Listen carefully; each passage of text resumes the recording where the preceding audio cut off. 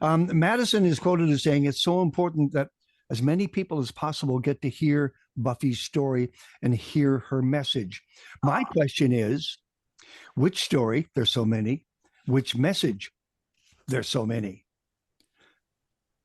You have to. Oh gosh, we had to leave so much out. I mean, in Carry It On, it's I think it's what, an hour and 48 minutes or something, whatever the length needed to be. There's very little about my childhood. Yeah.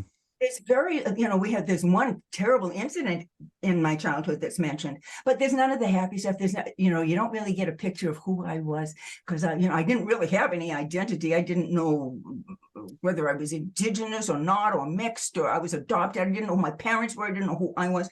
Also, there's nothing about my romances, and there's very little time that we spent on the Cradleboard teaching project. So it's always a matter of, just like you say, it's column space and time that limits you.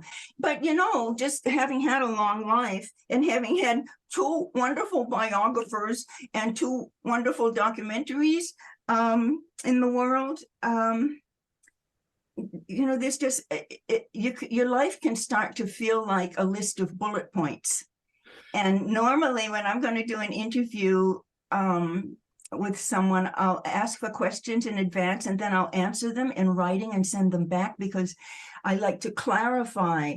I'm always trying to clarify the urban legend stories, because some of them are just not true and others are confusing. I think there's been confusion regarding my Pie Pot adoption, for instance. I was adopted into the Pie Pot family, not I was adopted out of Pie Pot Reserve. That makes a big difference. And there are a lot of ways that you can try and clarify things, but urban legend is what it is, and sometimes you just kind of got to live with it.